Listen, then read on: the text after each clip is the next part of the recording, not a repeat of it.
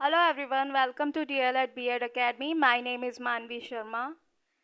बच्चों, लास्ट की वीडियो में हम लोगों ने इंक्लूसिव एजुकेशन का फर्स्ट यूनिट कंप्लीट कर लिया था. हमारी कोशिश ये रहती है कि हम आपको सारे टॉपिक्स कवर करवा दें, लेकिन अगर फिर भी कोई भी ऐसा टॉपिक है यूनिट फर्स्ट में जो रह गया हो तो आप लोग हमें कमेंट बॉक्स में बता सकते हैं. ठीक है, आज की क्लास हम शुरू करते हैं. आज का हमारा टॉपिक है यूनिट 2 का चैप्टर फर्स्ट, जिसमें हम पढ़ेंगे सोशली डिसएडवांटेज्ड चिल्ड्रन, यानी कि सामाजिक रूप से वंचित बालक. उनका क्या अर्थ होता है वो हम इस चैप्टर में पढ़ेंगे. तो चलिए जानते हैं कि आखिर सामाजिक रूप से वंचित बालक क्या होते हैं. सबसे पहले हम जानेंगे वंचित का अर्थ क्या होता है. बच्चों, अगर हम बात करें तो वंचित का अर्थ होता है कि किसी भी बालक को या किसी भी व्यक्ति को एक समूह से, एक ग्रुप से या सोसाइटी से उसको वंचित कर दिया जाए. मतलब उसको वो सुविधाएं ना प्राप्त हों जो सामान्य वर्ग को प्राप्त होती हैं, या जो सामान्य वर्ग जिन अपनी आवश्यकताओं को पूरी कर पाता है वो वंचित बालक या वंचित वर्ग नहीं कर पाता. तो आइए समझते हैं वंचित का अर्थ क्या है. बच्चों, वंचित का तात्पर्य है कि जब किसी बालक की समाज में रहते हुए उसकी सामाजिक, आर्थिक व शैक्षिक आवश्यकताओं की पूर्ति ना हो सके, उनसे उसे वंचित रहना पड़े, तब वह वंचित बालक होता है. हम इससे ये समझते हैं कि जो भी बालक हैं जो सामाजिक, आर्थिक और शैक्षिक आवश्यकताएं जिनकी पूरी नहीं हो पा रही हैं या वो नहीं कर पा रहे हैं, किसी भी कारणवश, कई कारण होते हैं जिसकी वजह से वो वंचित रह जाता है, उन्हीं बालकों को हम वंचित बालक कहते हैं. अब जानते हैं कि वंचन शब्द का प्रयोग किस संदर्भ में होता है. बच्चों, वंचन शब्द का प्रयोग अनेकों संदर्भ में किया जाता है. सामान्यतः आर्थिक, सामाजिक और सांस्कृतिक असुविधाओं की ओर वंचन का प्रत्यय संकेत करता है. मतलब आर्थिक, सामाजिक और सांस्कृतिक ये सुविधाएं अगर बालक को नहीं मिल रही हैं तो वो इन सब से वंचित रह जाएगा. कुछ मनोवैज्ञानिक वंचन के लिए दरिद्रता की संस्कृति या सांस्कृतिक दृष्टि से वंचित इन प्रत्यय का प्रयोग करते हैं. वंचन की एक सटीक परिभाषा देना थोड़ा जटिल इसलिए है क्योंकि यह एक अत्यंत व्यापक संबोध है. इसको हम कई संदर्भ से देख सकते हैं. इसका ये नहीं है कि इसका एक अर्थ एक संकुचित हो, नहीं, ये बहुत व्यापक शब्द है. इसके कई मायनों में हम कई संदर्भों में इसका प्रयोग कर सकते हैं. मनोवैज्ञानिकों द्वारा दी गई कुछ परिभाषाएं निम्नलिखित हैं. चलिए अब हम इनकी परिभाषाएं देखते हैं. वॉलमैन के द्वारा वंचन निम्न स्तरीय जीवन दशा या अलगाव को घोषित करता है. समझ रहे हैं बच्चों? निम्न स्तरीय यानी कि लो लेवल का जीवन अगर कोई बच्चा जी रहा है, कोई व्यक्ति जी रहा है, या अलगाव वो झेल रहा है, तो वो वंचन है. वंचन निम्न स्तरीय जीवन अलगाव को घोषित करता है, जो कि कुछ व्यक्तियों को उनके समाज की सांस्कृतिक उपलब्धियों में भाग लेने से रोक देता है. भाई, अगर कोई व्यक्ति को वंचित कर दिया गया है तो ये सामान्य सी बात है कि जो सामान्य लोग हैं, जिन उपलब्धियों का वो फ़ायदा उठा रहे हैं, वो निम्न स्तर के लोग नहीं उठा पाते हैं. गार्डन के अनुसार वंचन बाल्य जीवन की उद्दीपक दशाओं की न्यूनता है. ये जो परिभाषा है ये बच्चों के संदर्भ में गार्डन ने दे दी है. वंचन बाल्य जीवन की उद्दीपक दशाओं की न्यूनता है. ठीक है, अब आगे चलते हैं. सामाजिक वंचितों से आप क्या समझते हैं? हमारे समाज में सामाजिक समूह पाए जाते हैं। बच्चों, हमारे समाज में अनेक सामाजिक समूह पाए जाते हैं जिनकी सामाजिक आर्थिक स्थिति पर्याप्त भिन्न है। बच्चों, हम सभी जानते हैं कि हमारा जो भारत है उसमें जाने कितने ही वर्ग के लोग हैं, कितनी ही जाति प्रजाति के लोग हैं, और वो पर्याप्त भिन्न है। उनमें इतनी भिन्नता है, कल्चरल डिफरेंस उन लोगों में इतना है कि जिसकी कोई था नहीं है। कुछ समूह सामाजिक दृष्टि से श्रेष्ठ स्वीकार किए जाते हैं तथा समाज में उनको पर्याप्त मान सम्मान प्राप्त है, लेकिन कुछ समूह ऐसे भी हैं जिन्हें सामाजिक दृष्टि से निम्न माना जाता है। वे आर्थिक दृष्टि से भी पिछड़े हुए हैं। इन समूह के अनेक लोग गरीबी रेखा के नीचे जीवन व्यतीत करने को विवश हैं। इन समूह को हम समाज के दुर्बल वर्ग की संज्ञा दे देते हैं। किन लोगों को हम समाज के दुर्बल वर्ग की संज्ञा दे सकते हैं बच्चों?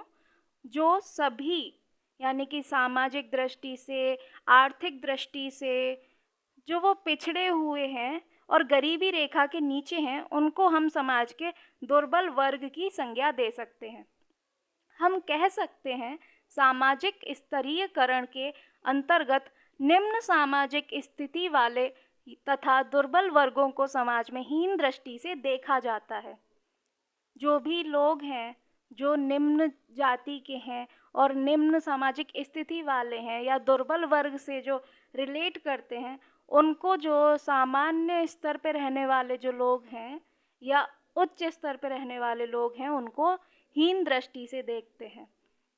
उच्च वर्ग को मिली हुई सामाजिक सुविधाओं, जैसे उच्च वर्ग के लोगों के साथ उठना बैठना, एक साथ भोजन करना, घोड़े पर सवारी करना, सवर्ण व्यक्ति के साथ पड़ोस में रहना, एक कुएं से पानी लेना से भी इन्हें वंचित कर दिया जाता है। ये अब नहीं होता बच्चों, ये पहले ऐसा बहुत हुआ करता था कि जो भी निम्न स्तर के लोग हुआ करते थे उनके साथ ऊंची जाति वाले लोग ना तो बैठना पसंद करते थे, ना ही उनके साथ खाना खाना, ना ही उनके साथ पड़ोस में रहना, और बल्कि यहाँ तक कि पुराने ज़माने में एक कुएं से पानी लेने से भी उनको अलग कर दिया जाता था। उनको एक कुएं से पानी नहीं दिया जाता था जिस कुएं से ऊंची जाति के लोग या सामान्य स्तर के लोग पानी लिया करते थे।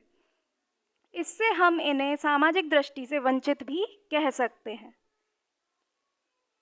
चलिए आगे चलते हैं। समाज के अन्य वर्ग इस वर्ग से दूरी बनाए रखते हैं। इस वर्ग के लोगों को कदम कदम पर सामाजिक तिरस्कार का भी सामना करना पड़ता है। भारतीय समाज के ऊंच नीच, छुआछूत आदि बीमारियों का शिकार यही दुर्बल वर्ग या सामाजिक दृष्टि से वंचित वर्ग है। यह वर्ग जहां समाज की सबसे निम्न पायदान पर खड़ा है, वहां यह शिक्षा की छाया से भी वंचित है। बच्चों, क्या आप सभी लोग जानते हैं ये जो निम्न स्तर के लोग हैं उनके पास काफ़ी असुविधाएं होती हैं, उनके पास आर्थिक जो ज़रूरतें हैं पूरी करने के लिए उनके पास इतना धन नहीं होता जिससे वो अपने बच्चों को भी पढ़ा सकें, जिसकी वजह से उनके जो बच्चे हैं वो शिक्षा की छाया से भी वंचित रह जाते हैं। समाज के इस दुर्बल वर्ग में अनुसूचित जातियां यानी कि एससी, शेड्यूल्ड कास्ट, अनुसूचित जनजातियां, शेड्यूल्ड ट्राइब्ड तथा अन्य पिछड़े वर्ग के लोग सम्मिलित हैं। इनकी संख्या काफ़ी है बच्चों। ये जो एससी एसटी हैं और जो पिछड़े वर्ग के लोग हैं, उनकी संख्या इतनी ज़्यादा है कि वो खुद को बहुजन बोलते हैं, बहुजन समाज के नाम से पुकारते हैं। कुछ लोग इस वर्ग को दलित की संज्ञा देते हैं। तो ये जो पिछड़े वर्ग के लोग हैं, जो अनुसूचित जनजाति हैं, अनुसूचित जाति हैं, ये अपने आप को बहुजन समाज के नाम से जानते हैं, पुकारते हैं, और इस वर्ग को लोग दलित की संज्ञा भी देते हैं। आइए अब देखेंगे सामाजिक रूप से वंचित बालकों की विशेषताएं। सामाजिक रूप से जो बालक वंचित होते हैं उनका सामाजिक और आर्थिक स्तर निम्न होता है। सही बात है, जब वो सामाजिक रूप से वंचित हैं वो वंचित ही इसलिए हैं क्योंकि उनका सामाजिक और आर्थिक स्तर जो है वो निम्न है। सांस्कृतिक स्तर भी उनका निम्न होता है, जो कल्चरल उनका लेवल है वो भी निम्न होता है, इसीलिए वो वंचित हैं। उनका मूल्य स्तर छोटा होता है, सांसारिक ज्ञान की कमी उनको होती है क्योंकि वो संसार में घुल मिल नहीं पाते हैं, लोग उनके साथ घुलना मिलना पसंद नहीं करते, तो वो अपनी ही दुनिया एक अलग बनाए हुए हैं, इसीलिए उन्हें जो सांसारिक ज्ञान होना चाहिए वो उन्हें नहीं होता है। अपने चारों ओर घटित होने वाली घटनाओं से वो अनभिज्ञ रहते हैं।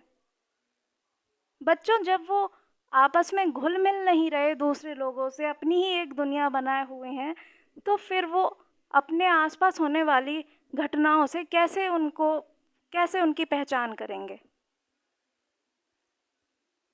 अब आगे चलते हैं। चिंता और भय की मात्रा उन बच्चों में अधिक होती है। सही बात है, जब वो वंचित हैं तो उन्हें हमेशा डर लगा रहता है क्योंकि जो दूसरे बच्चे होते हैं जो सामान्य स्तर पर होते हैं या फिर ऊंचे स्तर पर होते हैं, उनका जो है वो हमेशा निम्न स्तर पे जो बच्चे रहते हैं या जो पिछड़े वर्ग से होते हैं बच्चे, उनका हमेशा मजाक बनता है, मजाक बनाते हैं वो लोग। इसी वजह से, सिर्फ इसी वजह से उन बच्चों में हीन भावना पैदा होती है, इसीलिए वो हीन भावना से ग्रसित रहते हैं। उनका आकांक्षा स्तर निम्न होता है। आकांक्षा से आप जानते हैं कि उनकी जो इच्छाएं हैं वो बहुत निम्न हो जाती हैं, क्योंकि जब उन इच्छाएं हम इंसान की तभी बढ़ती हैं जब वो पूरी होती जाएं। जब इच्छाएं पूरी ही नहीं हो रही तो वो बढ़ेंगी कैसे। नकारात्मक स्वबोध से पीड़ित रहते हैं। उनके अंदर जब गलत चीज़ें उनके साथ हो रही हैं तो जाहिर सी बात है कोई भी इंसान है वो नेगेटिव ही हो जाएगा और नेगेटिविटी से वो बहुत परेशान रहते हैं। जातीय स्तर अल्पसंख्यक स्तर का होता है। जो जाति का जो स्तर है वो अल्पसंख्यक होता है, यानी कि जिसे हम माइनॉरिटी लेवल कहते हैं। ठीक, उसके बाद बौद्धिक स्तर उनका निम्न होता है, यानी कि जो उनका कॉग्निटिव लेवल होता है, जो बौद्धिक स्तर उनका होता है ऐसे बच्चों का, वो निम्न होता है।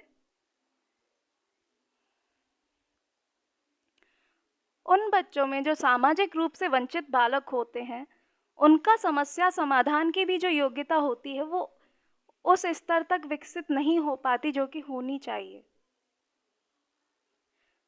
उनकी जो स्मृति है वो तीव्र नहीं होती है।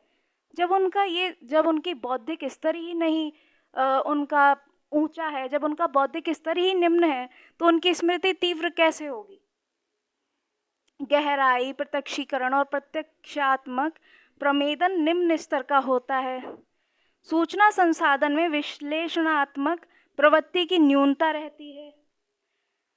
जो भी टेक्नोलॉजिकल चीज़ें होती हैं, नई नई चीज़ें आती हैं, उनसे भी वो वंचित ही हैं क्योंकि वो उनको ना तो अफोर्ड कर पाते हैं और ना ही वो उनके संपर्क में आ पाती हैं जिससे वो उन चीज़ों को सीख सकें। शैक्षिक उपलब्धि निम्न स्तरीय है। सही बात है, जब वो पढ़ ही नहीं रहे हैं ढंग से, उनको शिक्षा नहीं मिल रही है, शिक्षा से वंचित हैं, तो उनका शैक्षिक उपलब्धि जो है, एजुकेशनल अचीवमेंट है, वो तो निम्न स्तरीय होगा ही। रुचियों का क्षेत्र सीमित होता है। जब इच्छाएं कम है व्यक्ति की तो उसकी रुचि भी तो कम ही होगी बच्चों, इसीलिए उनका जो रुचि का क्षेत्र है वो भी सीमित होता है। असुरक्षा की भावना से पीड़ित रहते हैं। उन्हें हमेशा ही असुरक्षा सताती है कि कहीं हमें कोई कुछ कह ना दे, कहीं हमारा कोई मजाक ना बना दे, इसलिए वो हमेशा असुरक्षित महसूस करते हैं। समय संदर्भ में भविष्य की ओर दृष्टि नहीं होती। परिवर्तन का अभाव होता है। संवेगात्मक रूप से अस्थिर होते हैं। इमोशनली वो बच्चे अनस्टेबल होते हैं काफ़ी, क्योंकि उन्हें ये नहीं पता कि कब हमें क्या करना चाहिए, क्योंकि बच्चे का जो सर्वांगीण विकास होता है वो शिक्षा ही करवाती है, और जब वो शिक्षा ही नहीं ठीक से ग्रहण कर पा रहे हैं तो वो अपना इमोशनल डेवलपमेंट भी ठीक से नहीं कर पाते हैं।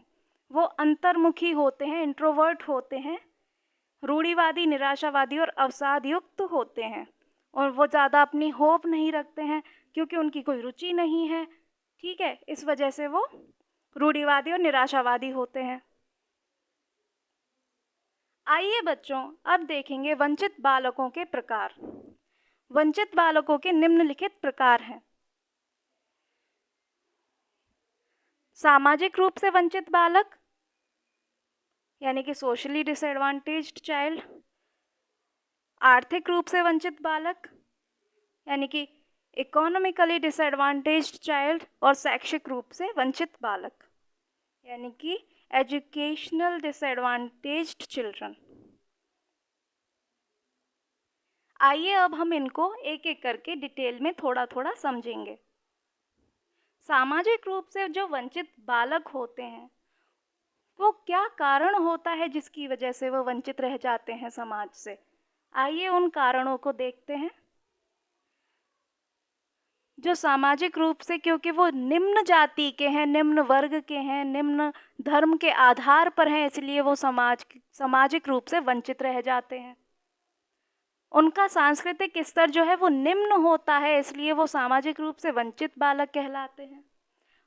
उनके घर का जो माहौल है वो बिगड़ा हुआ होता है, चीज़ें एकदम मैनेज्ड नहीं होती हैं, और जो सुविधाएं हैं, फैसिलिटीज़ हैं, उनका काफ़ी अभाव रहता है, जिसकी वजह से वो सामाजिक रूप से वंचित बालक कहलाते हैं। और पड़ोस व सभी साथियों का दुष्प्रभाव रहता है, इस वजह से वो सामाजिक रूप से वंचित कहलाते हैं।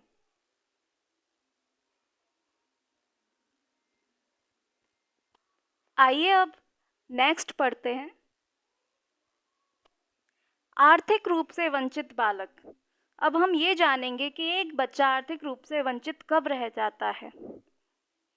जब वह गरीबी व आर्थिक असमानता का कारण बने, यानी कि गरीबी हो, आर्थिक असमानता हो, जिसकी वजह से वो आर्थिक रूप से वंचित हो जाता है। उसका आर्थिक रूप निम्न हो, इसीलिए वो आर्थिक रूप से वंचित रह जाता है। परिवार में खाने व रहने का अभाव हो। बच्चों, हम सभी जानते हैं हमारे देश में क्या, हमारी ये जो पूरा विश्व है, इसमें कितने ही लोग हैं जो बेचारे जिनके खाने के लिए भोजन नहीं है और जिनके रहने के लिए घर नहीं है। क्यों? क्योंकि वो निम्न स्तर से हैं।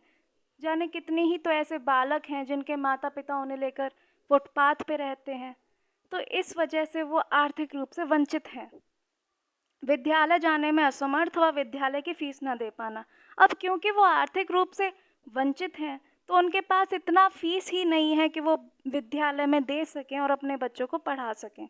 इसीलिए जो आर्थिक रूप से वंचित जो बालक हैं वो विद्यालय भी नहीं जा पाते हैं। हालांकि इस संदर्भ में हमारी सरकार ने काफ़ी कदम भी उठाए हैं, उन्हें हम आगे चलकर पढ़ेंगे। अब शैक्षिक रूप से वंचित बालक पढ़ते हैं। जो शैक्षिक रूप से वंचित बालक होते हैं उनकी जो शैक्षिक उपलब्धि होती है वो निम्न होती है। ठीक है, वे अंतर्मुखी और संवेगात्मक रूप से अस्थिर होते हैं। उनमें आत्म प्रेम और प्रदर्शन की भावना प्रबल होती है। वो समस्या समाधान यानी कि प्रॉब्लम सॉल्विंग वो ठीक से नहीं कर पाते हैं, उसमें वो निम्न होते हैं।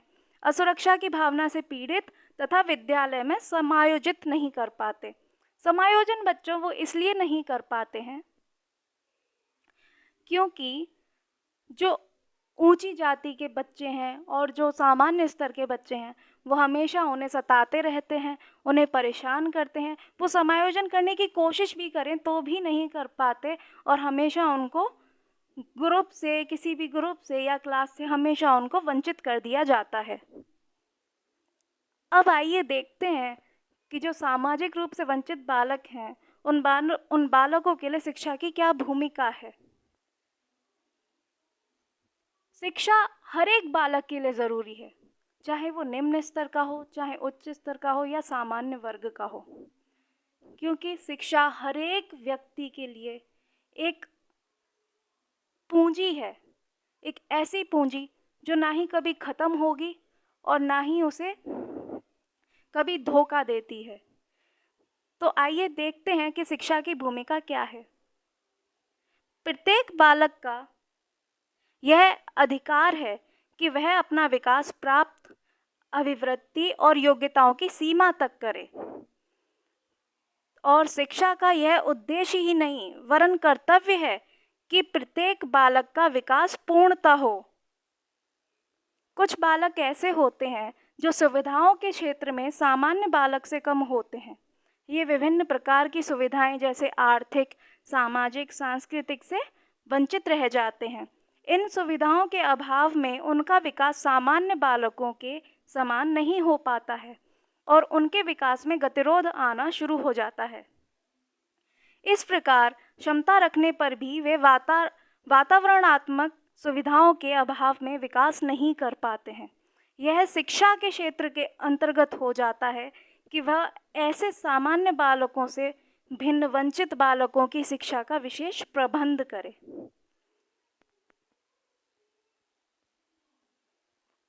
शिक्षा के अवसरों की समानता का महत्व।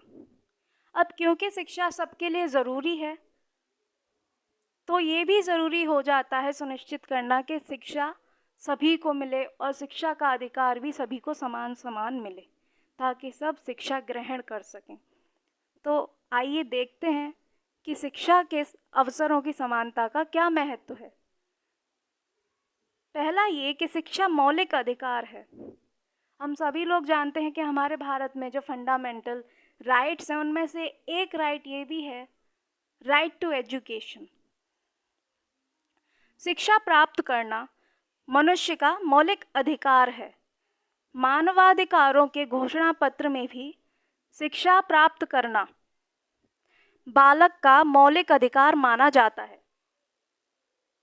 भारतीय संदर्भ में भी सरकार ने कानून बनाकर शिक्षा प्राप्त करना एक मौलिक अधिकार माना है। शिक्षा विहीन व्यक्ति पूंजी विहीन पशु की तरह होता है, अतः शिक्षा प्राप्त करने के समान अवसर प्रत्येक बालक को उपलब्ध होने चाहिए। बालक के व्यक्तित्व का सर्वांगीण विकास। बार बार हम यही बात कह रहे हैं कि चाहे कितने ही वर्ग क्यों ना हो, कितनी ही जाति जनजाति क्यों ना हो, एक शिक्षा ही है जो सबको समान लाती है। क्यों? क्योंकि शिक्षा प्रत्येक व्यक्ति का, प्रत्येक बालक का सर्वांगीण विकास करती है। इसीलिए शिक्षा हमेशा समानता से सभी छात्रों को मिलनी चाहिए। शिक्षा बालक के व्यक्तित्व का सर्वांगीण विकास करती है। उसका मानसिक व बौद्धिक विकास शिक्षा की प्राप्ति के बाद ही होता है। शिक्षा प्राप्त कर वह अपना आर्थिक स्तर भी उन्नत कर सकता है। बच्चों, अगर वो शिक्षा पूरी अच्छी तरह से ग्रहण कर लेता है, उसका सर्वांगीण विकास हो जाता है, तो वह कहीं भी रोज़गार ले सकता है, और अगर उसे रोज़गार मिलेगा तो उसकी आर्थिक स्थिति भी बहुत अच्छी हो जाएगी। उन्नत आर्थिक स्तर से उसे समाज में प्रतिष्ठा भी मिलेगी, और इस प्रकार बालक के व्यक्तित्व के सर्वांगीण विकास के लिए शिक्षा के समान अवसरों की बहुत ज़रूरत है। अब आगे देखते हैं प्रजातंत्र की सफलता। प्रजातंत्र की सफलता अच्छे व सुयोग्य नागरिकों पर निर्भर करती है, और क्योंकि प्रजातंत्र की सफलता अच्छे व सुयोग्य नागरिकों पर निर्भर करती है, तो भाई शिक्षा तो बच्चों को देनी चाहिए, तभी तो वो सुयोग्य नागरिक बनेंगे।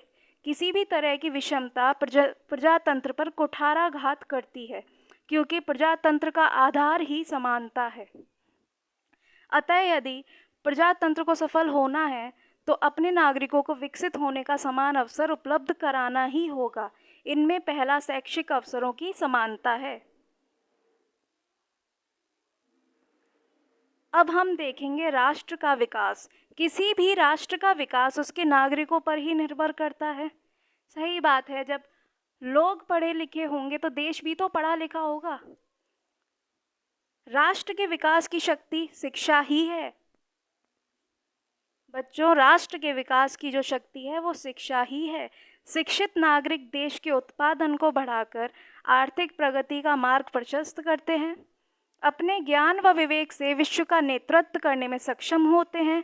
अतः यह राष्ट्र का दायित्व है कि नागरिकों को बिना जाति, धर्म या रंग आदि के भेद के बिना शिक्षा का समान अवसर उपलब्ध कराए।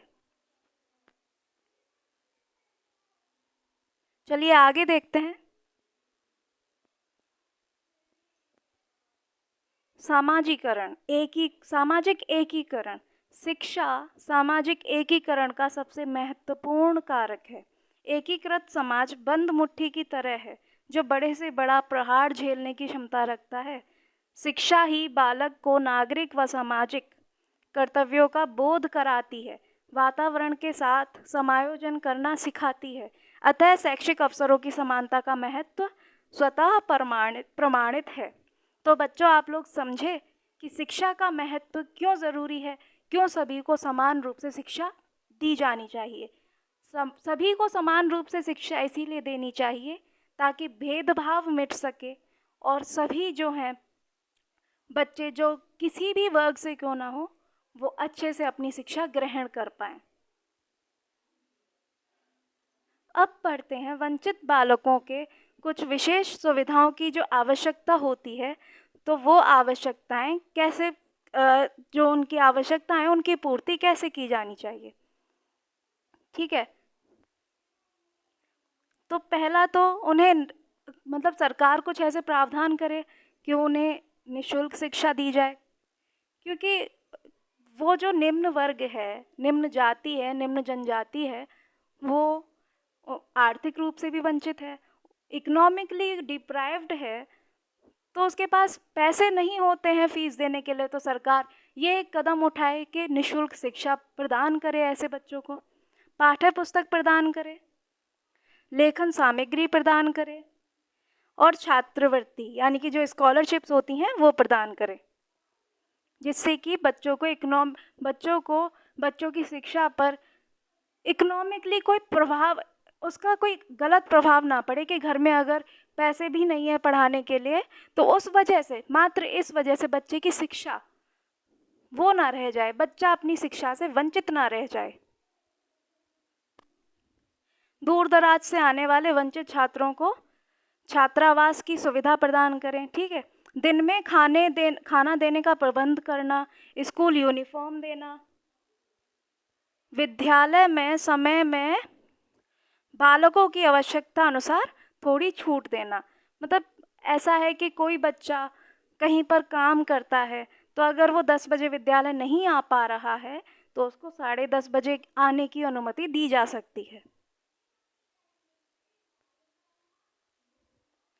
सामाजिक, आर्थिक और शैक्षिक रूप से वंचित बालक के लिए यह आवश्यक है कि अच्छी शिक्षा की व्यवस्था की जाए। इसके लिए निम्न पद लिए जाने चाहिए। अब ये हम शिक्षा की व्यवस्था के, स्पेशली जो शिक्षा के रूप से जो स्टेप हैं वो हम पढ़ते हैं कि क्या लिए जाने चाहिए शिक्षा में। शिक्षा को 6 से 14 वर्ष की आयु तक तुरंत अनिवार्य कर देना चाहिए। सामाजिक रूप से वंचित बालक को ऐसे विद्यालयों में प्रवेश दिया जाए जहां विभिन्न प्रकार की सुविधाएं उपलब्ध हों, जो उन्हें शारीरिक, मानसिक, संवेगात्मक और सामाजिक विकास के लिए उपयुक्त हों उनके। ठीक है, सृजनशीलता को प्रोत्साहित किया जाना चाहिए। मान लीजिए कोई बच्चा क्रिएटिव है तो उसकी क्रिएटिविटी को उसको प्रोत्साहित किया जाना चाहिए। शिक्षण संस्था व वातावरण प्रेरणादायक होना चाहिए। वातावरण कैसा होना चाहिए? प्रेरणादायक।